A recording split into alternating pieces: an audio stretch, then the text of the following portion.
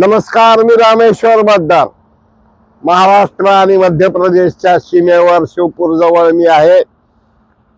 खात्रीदायक सूत्रानुसार मिळालेल्या माहितीनुसार मी काही महत्त्वपूर्ण विषयावर बोलणार आहे, ज्यामध्ये तुम्हाला वाटेल कोणता महत्त्वपूर्ण विषय आहे. महाराष्ट्राचं राजकारणाचा आहे का, लातूर शहराचा आहे का, लातूर जिल्ह्याचा आहे का, धाराशिव जिल्ह्याचा आहे.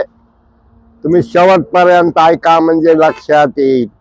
काही माणसं नावासारखे वागत असतात.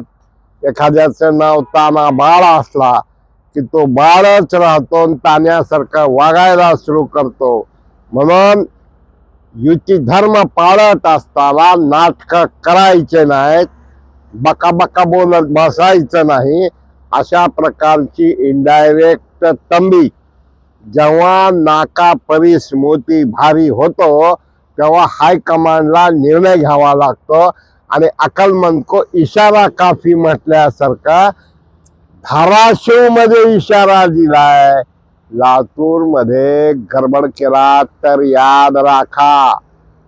गर्दी नव्हती म्हणून पद दिले, पद दिल्यावर पद द्यायचा प्रयत्न केला, पण पद आणि पद या दोन्हीचीही धिंडवले काढण्याचं पाप करणाऱ्याला आज धाराशिव जिल्हा असेल किंवा लातूर जिल्हा असेल, जिल्हा परिषदेच्या अध्यक्षपदाची चुरस वाढत चाललेली आहे.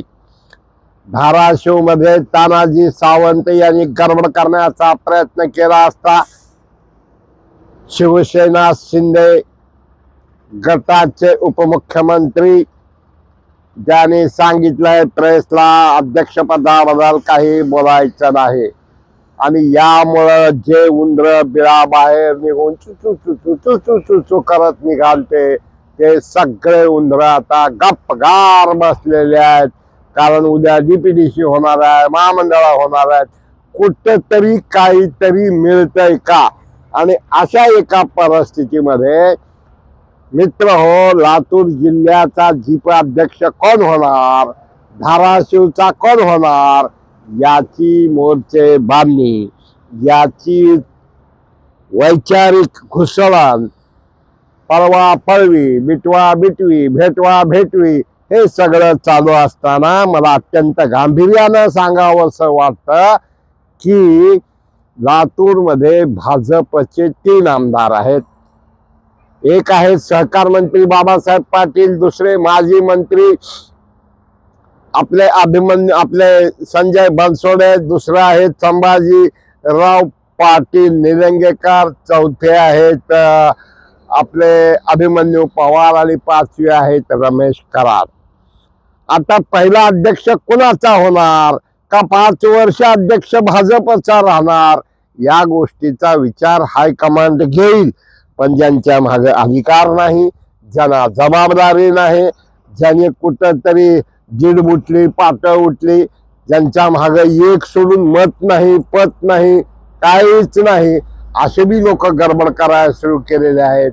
म्हणून आम्ही सांगतो की लातूर जिल्ह्याच्या राजकारणाचं सुद्धा खूप चांगलं होणार आहे.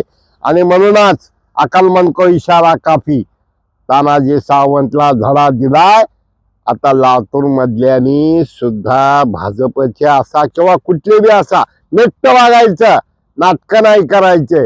कारण खमक्या जिल्हाध्यक्ष बसवराजजी पाटील आणि खतरनाक मुख्यमंत्री देवाभाऊ हे कुणाचीही दयामया करणारे नाहीत. आता राहिला विषय की बाबा देवणी मधले जे भगवानराव पाटील यांच्या भाऊजाई आहेत, त्या ओपन जागेतून आलेल्या आहेत, मराठा आहेत.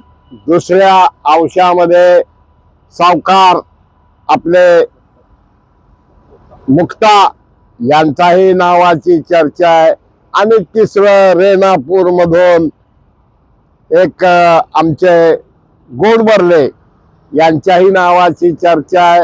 या 3 पैकी एक होणार हे नक्की असताना काही जण म्हणतात की गोडबर्ले ओपन जागेवर आलाय, नाही पण ती यलमाची आहेत ना, इकडं लिंगायत आहेत ना, म्हणजे 60% शक्यता ही पाटलाची आहे.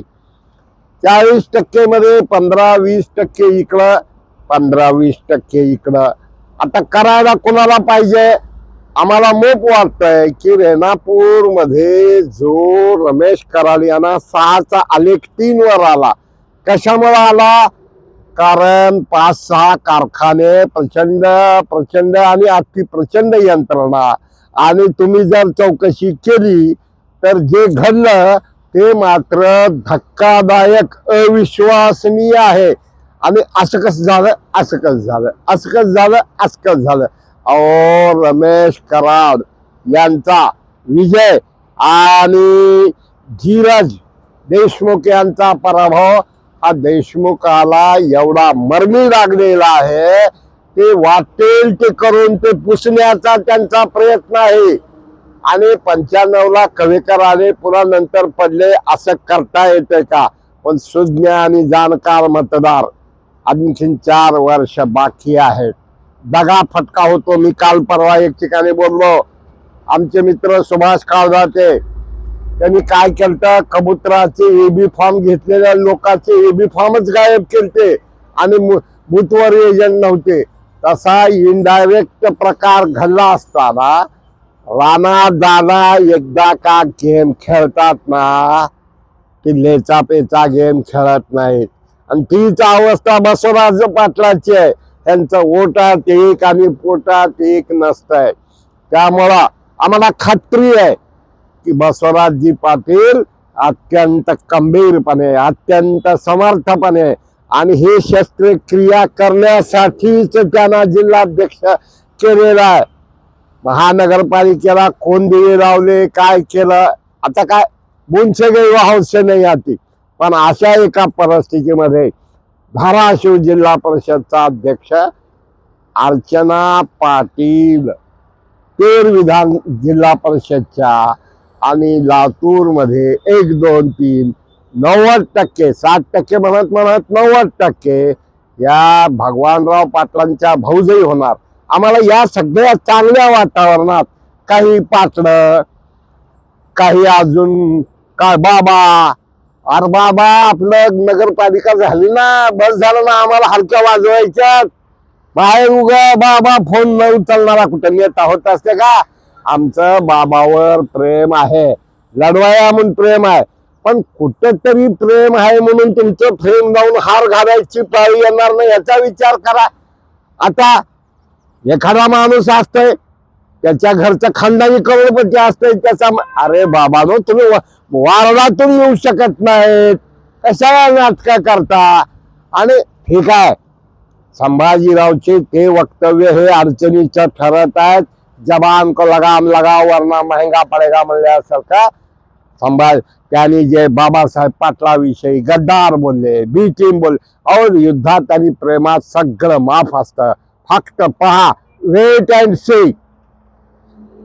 मुंबईच्या हायकमांडनं ज्या ठिकाणी मुख्यमंत्री देवाभाऊ शिंदे आणि राष्ट्रवादी घड्याळवाल्या टीमनं ठरवलेलं आहे, सब कुछ अच्छा होगा, फक्त तारीख डिक्लेअर हो द्या.